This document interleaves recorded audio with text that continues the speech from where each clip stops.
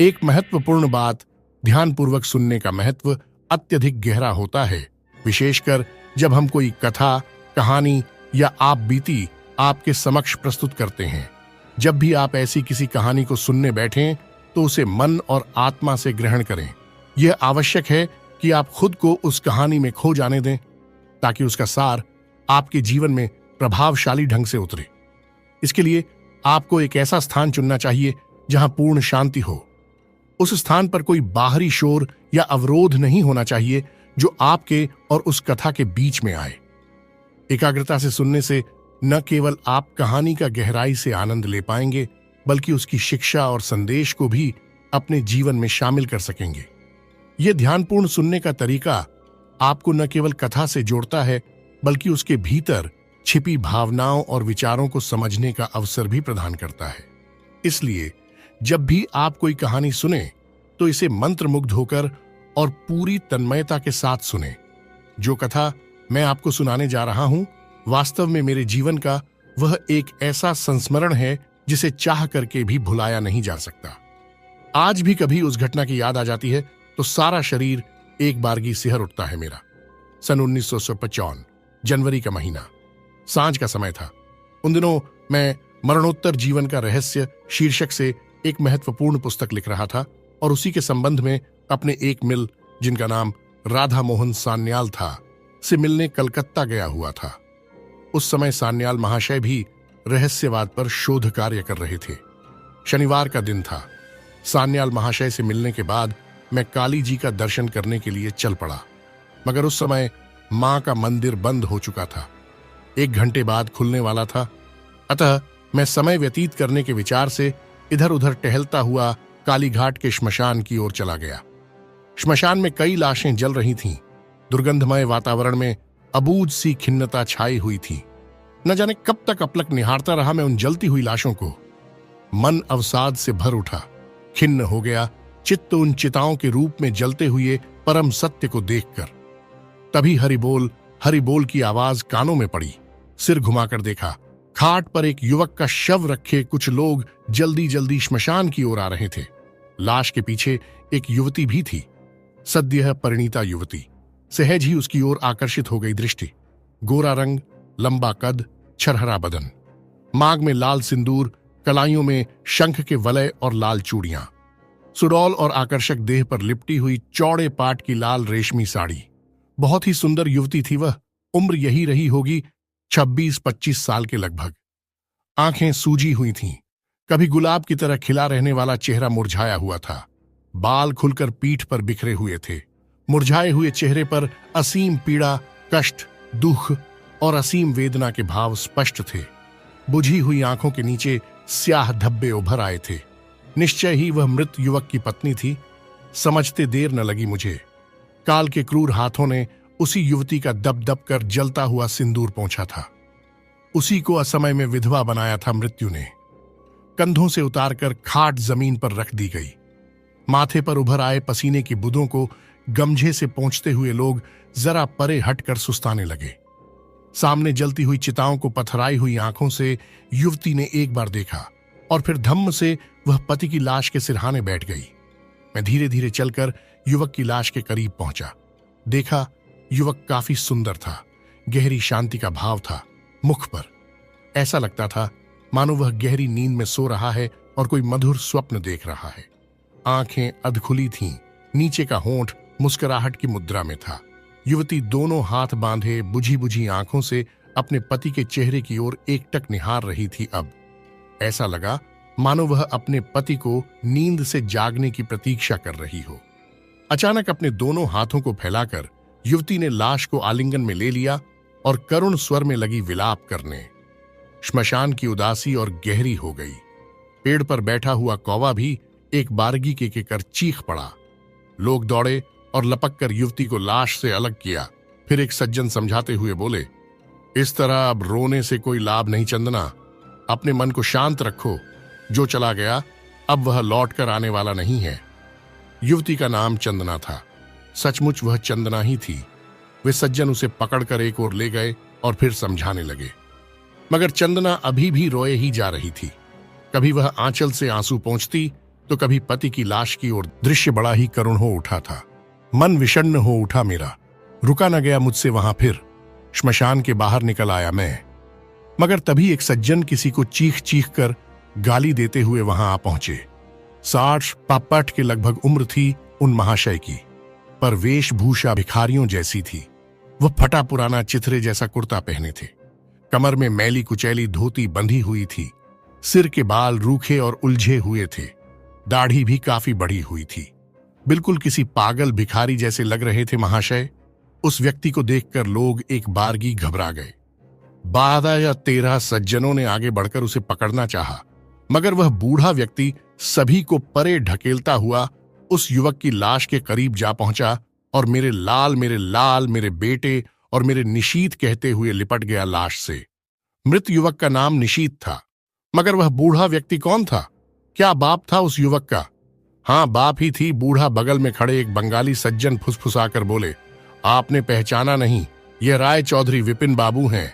राय चौधरी विपिन मजूमदार, चंदनवाड़ी के जमींदार राय चौधरी विपिन। हाँ हाँ महाशय, वही राय चौधरी मजूमदार। उन्हीं के बेटे की लाश है वह जो वहां खड़ी खड़ी रो रही है। लड़की उन्हीं की बहू है बेचारी। अभी 1 साल पहले ही तो शादी हुई है, लेकिन मौत के सामने भला किसका बस चलता है। राय चौधरी विपिन मजूमदार को मैं जानता था। बहुत बड़े जमींदार थे वह। चंदनवाड़ी में बहुत बड़ी हवेली थी उनकी। कलकत्ता में भी कई मकान थे। कई सिनेमा हॉल के मालिक थे वह। सभी सुख था उन्हें। बड़े ही वैभवशाली और संपन्न व्यक्ति थे मजूमदार। मगर उनकी हालत यह कैसे हो गई? कौन से राहु ने ग्रस लिया उनको? अरे भाई, ब्रह्म पिशाच के प्रतिशोध की आग में सब कुछ जलकर भस्म हो गया। अब बाकी ही क्या बचा? एक लड़का था, वह भी आज चल बसा। बगल में खड़े महाशय फिर फुसफुसाकर अपने आप कहने लगे, भगवान दुश्मन को भी ऐसा बर्बाद न करे। ब्रह्म पिशाच का प्रतिशोध? कैसा प्रतिशोध? समझ में ना आया मेरे कुछ। जब मैंने सान्याल से इसकी चर्चा की तो वे गंभीर हो उठे और फिर उन्होंने जो कुछ बतलाया वह बड़ी ही मर्मस्पर्शी और रोमांचकारी कथा थी। सान्याल महाशय भी चंदनवाड़ी के निवासी थे, यह पहली बार मुझे मालूम हुआ। राय चौधरी की मान मर्यादा, प्रतिष्ठा, धन, यश, कीर्ति और वैभव के साथ उनके समूचे परिवार को ब्रह्म पिशाच के प्रतिशोध की ज्वाला में जलते हुए सान्याल ने अपनी आंखों से देखा था। सारी कथा सुन लेने के बाद नींद न आई मुझे पूरी रात। बार बार चंदना का मासूम चेहरा उभर आता था आंखों के सामने। मरणोत्तर जीवन पर पुस्तक तो अवश्य लिख रहा था मैं, मगर राय चौधरी की मर्मस्पर्शी कथा ने मुझे इस बात का विश्वास दिला दिया कि मृत्यु के बाद भी जीवन के अस्तित्व में किसी भी प्रकार का परिवर्तन नहीं होता। मनुष्य के विचार, स्वभाव, गुण आदि में भी किसी प्रकार का अंतर नहीं पड़ता। राय चौधरी विपिन बाबू सज्जनता और दया की प्रतिमूर्ति थे। उन्हें 3 संतानें थीं, 2 पुत्र और 1 पुतली। सबसे बड़े पुल का नाम था मनीष राय चौधरी और उससे छोटे पुल का नाम था निशीत। पुतली जिसका नाम था हेमलता सबसे छोटी थी। जहां विपिन बाबू सदाचारी, सज्जन, दयालु और धार्मिक प्रवृत्ति के थे, वहीं ठीक उसके विपरीत मनीष परम व्यसनी और दुराचारी था। जमींदारों के जितने भी अवगुण होते हैं वे सब उसमें कूट कूट कर भरे थे। लुक छिपकर वह शराब पिया करता था और गांव की बहू बेटियों को छेड़ा करता था। इन अवगुणों के बावजूद भी मनीष में एक विशेषता यह थी कि वह अपने पिता की अवज्ञा नहीं करता था। उनके सामने वह एक आज्ञाकारी पुत्र के समान ही रहता था। विपिन बाबू काली के साधक उपासक थे। अपनी हवेली में ही उन्होंने काली का एक भव्य मंदिर बनवाया था, जिसमें काली की चतुर्भुजी मूर्ति स्थापित थी। दोनों नवरात्रों में विशेष रूप से मां काली की पूजा, आराधना होती और भैंसों की बलि भी दी जाती। मां काली की नित्य सेवा, अर्चना और पूजा पाठ के लिए पैतृक पुरोहित आशुतोष भट्टाचार्य नियुक्त थे। हर अमावस्या को नियम के अनुसार मनीष को भी मां की पूजा के लिए मंदिर जाना पड़ता था। पिता की आज्ञा पर मन ही मन झुंझलाते हुए भी वह उनकी अवज्ञा नहीं कर पाता था। उसका कुसंस्कारी मन पिता के अनुशासन और जप तप से नहीं बंध पाया था। पुरोहित भट्टाचार्य महाशय को केवल एक पुतली थी, संध्या, जो अपनी नानी के यहां कलकत्ता में रहती थी। भट्टाचार्य महाशय अकेले थे और मंदिर से सटे एक कमरे में रहते थे। उनका रहन सहन और खाने पीने का सारा खर्च विपिन बाबू वहन करते थे। सदैव दूसरों को आशीर्वाद देकर भट्टाचार्य महोदय अपने शुष्क जीवन का सूनापन दूर करते थे। सन 1941 ईज में भट्टाचार्य की सास का देहांत हो गया। इसीलिए उनकी एकमात्र पुतली संध्या चंदनवाड़ी चली आई और पिता के साथ रहने लगी। संध्या तब 17 वर्ष की हो चली थी। उसका एक एक अंग पुष्ट होकर खिल उठा था। उसका रंग काफी गोरा था, कद लंबा और शरीर छरहरा था।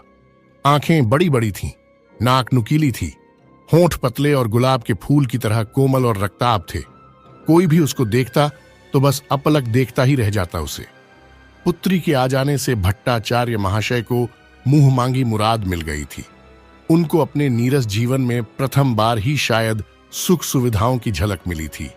संध्या ने गृहस्थी आते ही जमा दी थी। भट्टाचार्य को दोनों समय भोजन मिलने लगा था। जीवन का ढर्रा चलता रहा कुछ समय तक।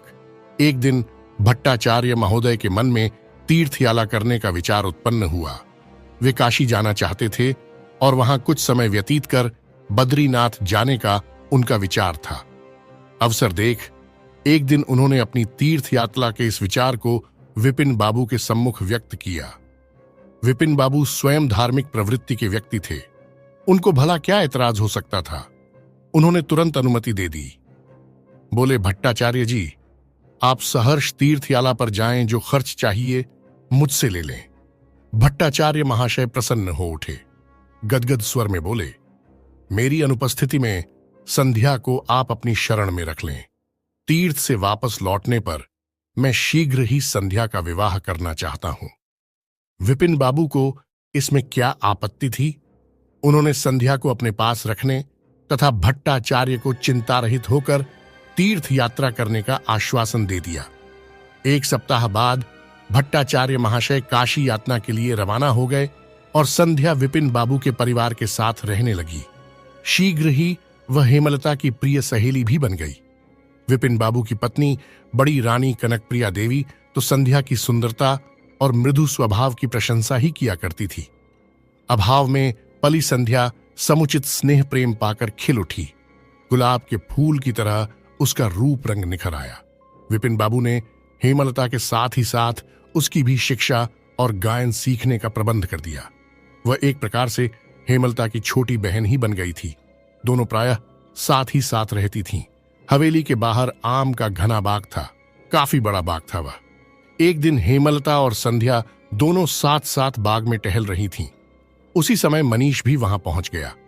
अभी तक उसने संध्या को नहीं देखा था। अपनी बहन के साथ एक रूपसी युवती को देखकर उसका लोलुप मन उसे पाने के लिए तड़प उठा। उसने ललचाई नजर से संध्या की ओर देखा और फिर अपनी बहन से पूछा, यह लड़की कौन है? अरे, तुमको नहीं मालूम? पुरोहित जी की लड़की है, संध्या। हेमलता हंसकर, मैं तो आज इसे देख रहा हूं, बहुत सुंदर है। आप घर पर रहते ही कहां हैं कि इसे देखेंगे? हेमलता आगे बोली, संध्या जितनी सुंदर है उससे कहीं अधिक सुंदर इसका गाना है। सुनोगे तो पागल हो जाओगे। ठीक है, कभी सुनेंगे तुम्हारी सहेली का गायन। जब दोनों की बातें हो रही थीं, उस समय संकोच में डूबी एक ओर खड़ी थी संध्या। मनीष की लोलुप दृष्टि बराबर जमी रही संध्या पर। संध्या ऐसी कामुक दृष्टि से भली भांति परिचित थी।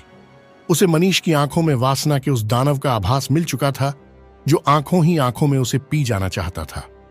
वह तुरंत उसके सामने से हट गई। मनीष की वासना की आग बुरी तरह भड़क उठी थी।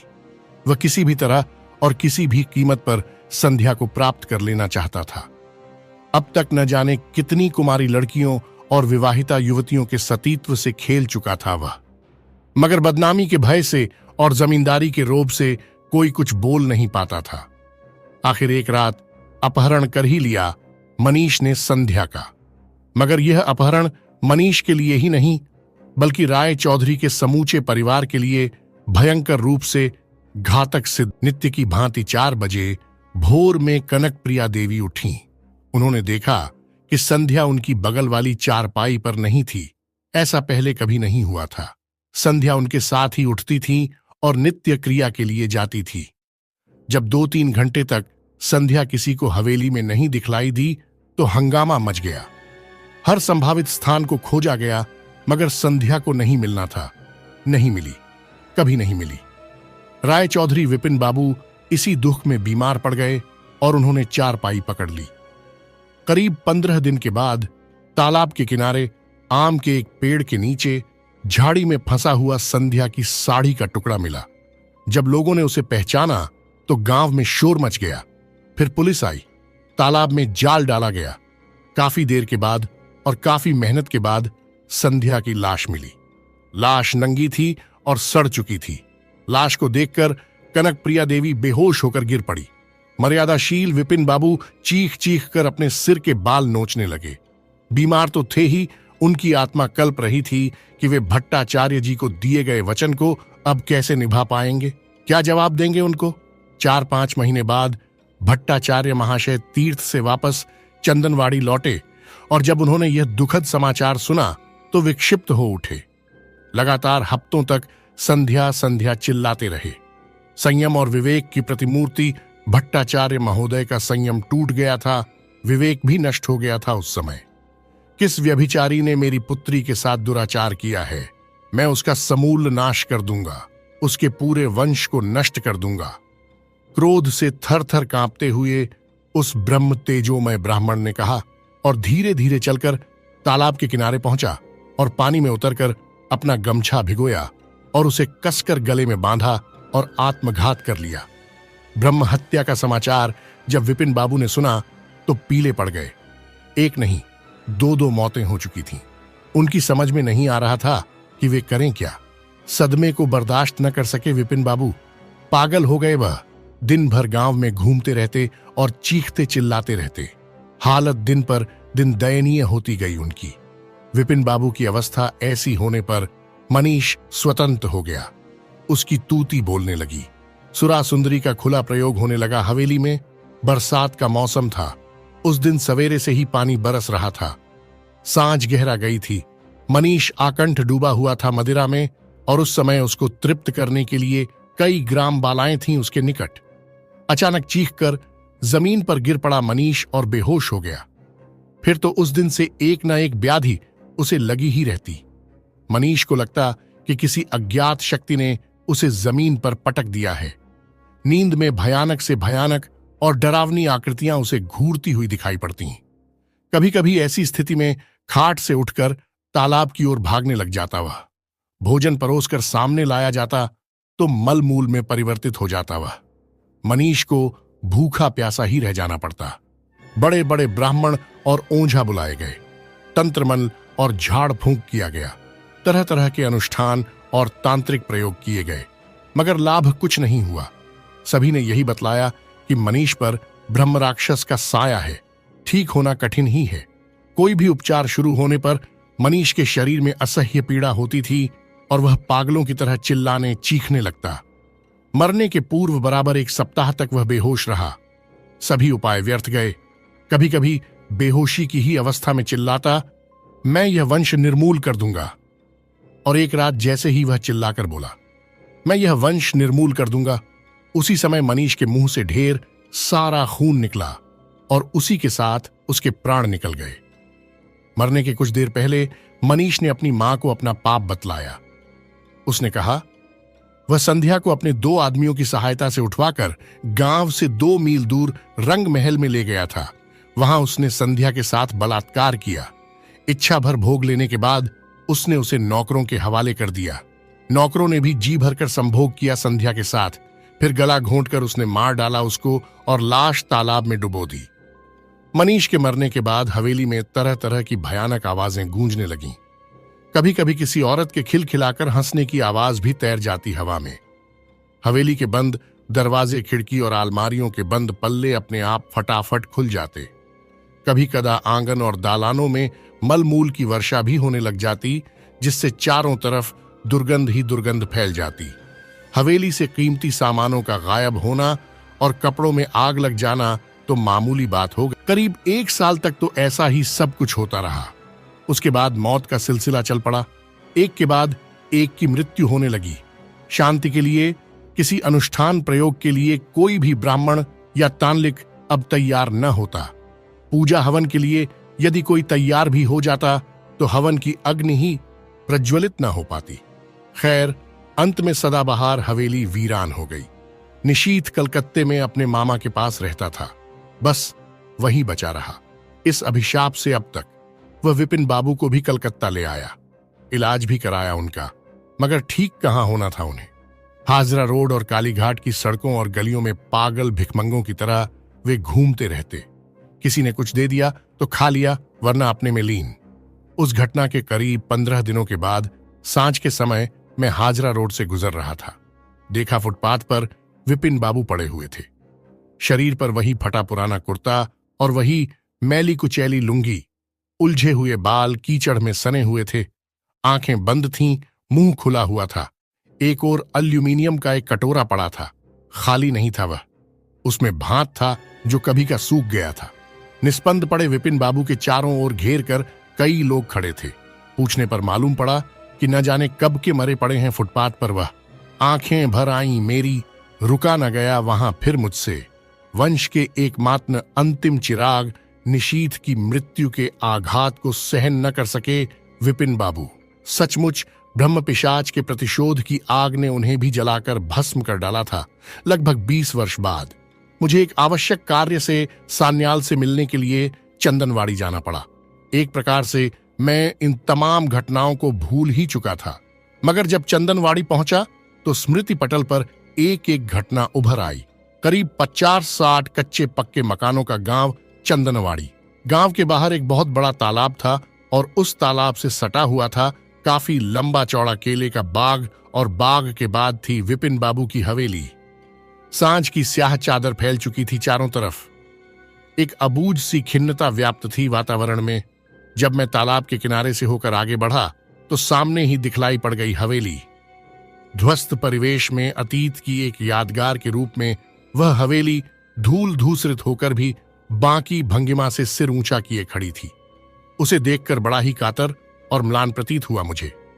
सब ओर साए साए हो रहा था। सिवार से भरे तालाब के मटमैले पानी में हल्की छाया पड़ रही थी हवेली की। मैंने देखा तालाब की सीढ़ियां टूटी फूटी थीं और उन पर बेशुमार काई लगी हुई थी, जिसके फलस्वरूप वातावरण में दुर्गंध फैल रही थी। सोचने लगा, मैं इसी तालाब में संध्या की लाश फेंकी गई थी और इसी तालाब के पानी में उतरकर आत्मदाह किया था भट्टाचार्य महाशय ने। एक की हत्या की गई थी और दूसरे ने स्वयं अपनी हत्या की थी। दोनों आत्माओं का साक्षी था वह मूक तालाब।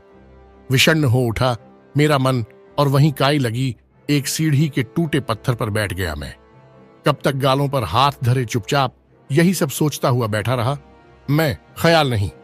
अचानक किसी के खिलखिलाकर जोर से हंसने की आवाज कानों में पड़ी मेरे। चौंक पड़ा एक बारगी मैं। चारों ओर सिर घुमाकर देखा।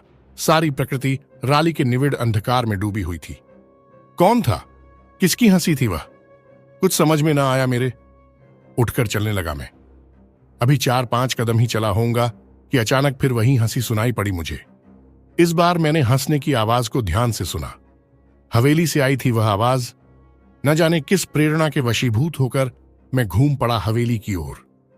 एक अबूझ सी उदासी, एक विचित्र सी खिन्नता परिव्याप्त थी उस हवेली में।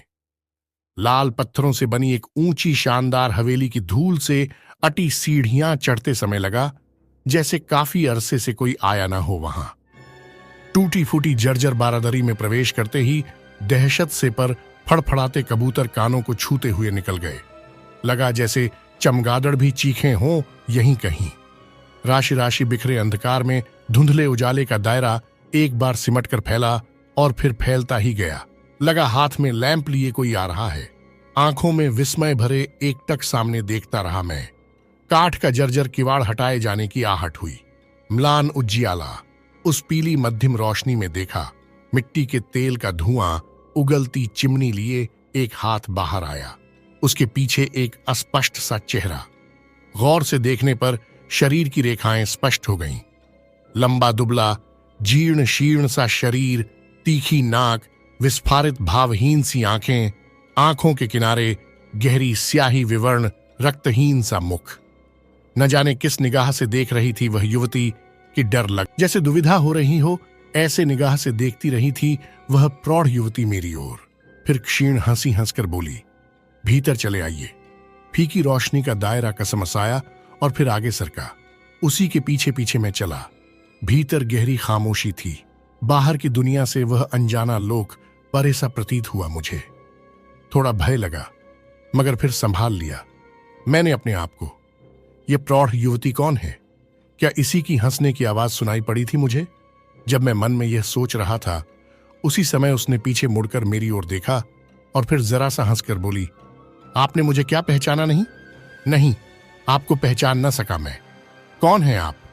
कालीघाट के श्मशान की घटना भूल गए, ऐसा लगता है मुझको। अचानक मस्तिष्क में कुछ कौन सा गया।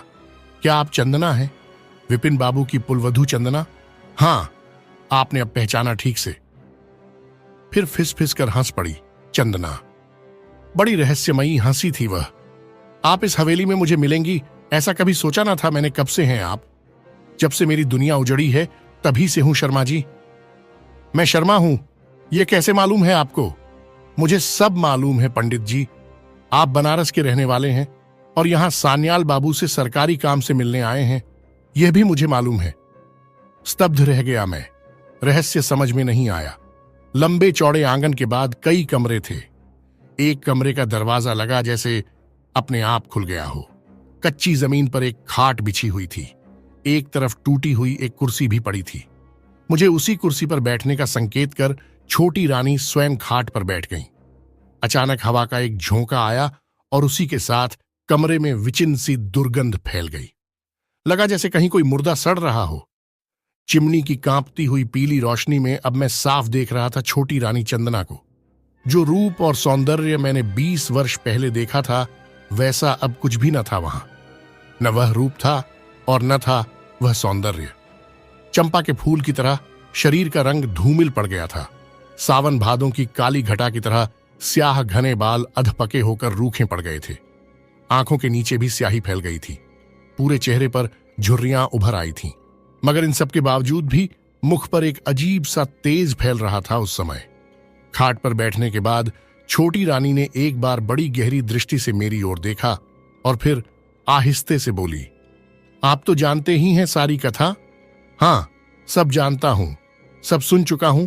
मैं वासना की एक छोटी सी चिंगारी ने कैसे प्रतिशोध की ज्वालामुखी बनकर राय चौधरी परिवार को भस्म कर डाला, उससे अच्छी तरह परिचित हूं मैं। उर्फ मां, क्या से क्या हो गया? एक दीर्घ श्वास ली छोटी रानी ने और फिर आगे बोली, मेरा एक काम है, कर सकेंगे आप उसे? आज्ञा दें। अवश्य करूंगा मैं।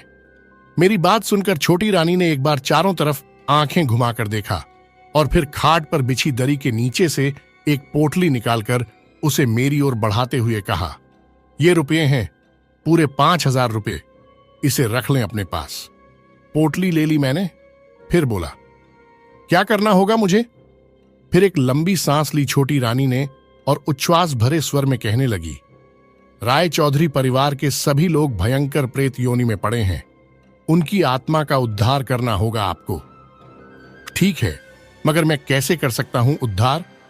आपको जो रुपये मैंने दिए हैं, इनसे आप काशी और गया में श्राद्ध करवा दें और ब्राह्मणों और साधु सन्यासियों को भोजन भी करवा दें।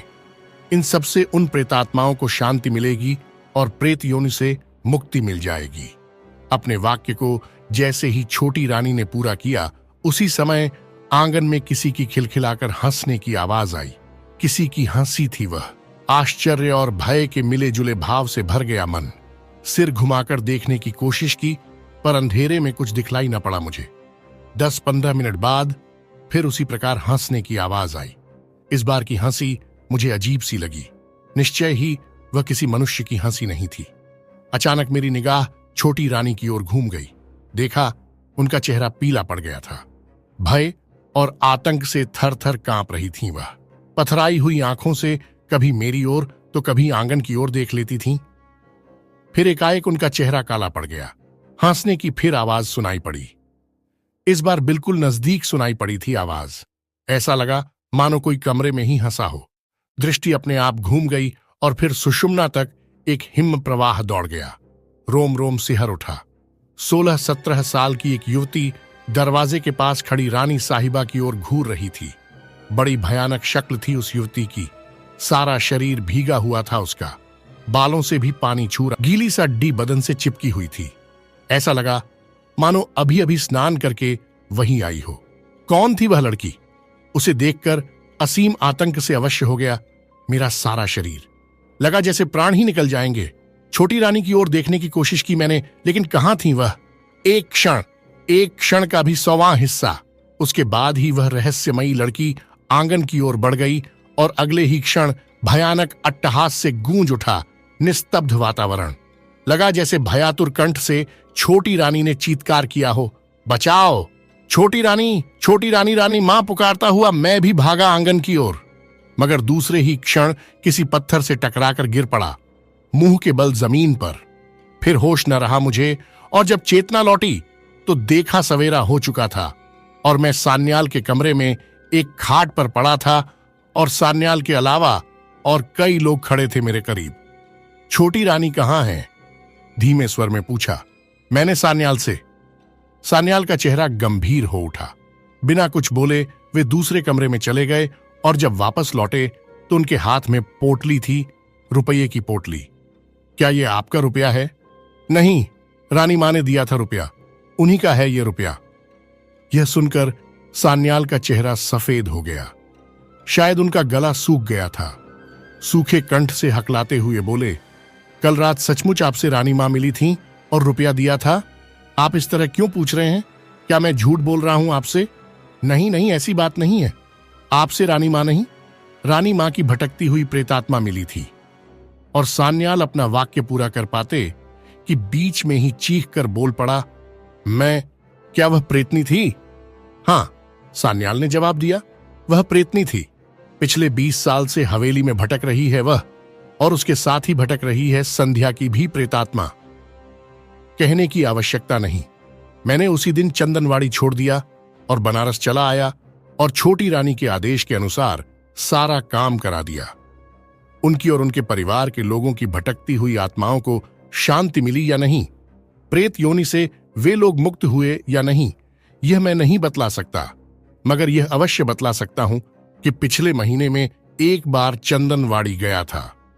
हवेली में पूरी एक रात रहा, पर मुझे वहां फिर कोई भटकती हुई आत्मा नहीं दिखलाई पड़ी। सान्याल ने उस वीरान हवेली को खरीद लिया है। यह कहानी एक आदमी के रहस्यमयी अनुभव पर आधारित है, जो एक पुरानी हवेली में जाता है। उसे हवेली से हंसी की आवाजें सुनाई देती हैं और हवेली के अंदर प्रवेश करने पर वह एक प्रौढ़ महिला छोटी रानी चंदना से मिलता है।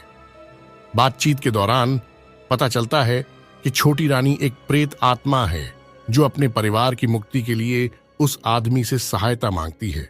वह उसे पैसे देती है ताकि वह बनारस और गया में श्राद्ध करवाए और उनके परिवार की आत्माओं को शांति मिले। कहानी में अंततः पता चलता है कि यह हवेली प्रेत आत्माओं का बसेरा थी जो श्राद्ध कराने के बाद शायद मुक्त हो जाती हैं। हमारे चैनल को सब्सक्राइब करना न भूलें ताकि आने वाली सभी वीडियो आप तक पहुंच सकें। बेल आइकन दबाकर रखें ताकि हर नई वीडियो की सूचना आपको तुरंत मिल जाए। मिलते हैं एक नई सच्ची घटना पर आधारित आप बीती के साथ। तब तक के लिए आपका चहेता कुमार आप सबसे अलविदा लेता है। अपना ख्याल रखें। वीडियो को लाइक और कमेंट करना न भूलें। आपके कमेंट से मुझे बहुत प्रेरणा मिलती है। पॉइंट की बात किसने किया? कमेंट पहली हमारी श्रोता है रूपाली जी ने प्रेत की संतान आप बीती पर अपना कमेंट दिया था, तो आशा करता हूं कि अपना प्यार चैनल पर बनाए रखे दूसरे। हमारे प्रिय श्रोता है सवरभ हिमाचल प्रदेश से। बस इतना ही अभी के लिए। तब तक के लिए धन्यवाद।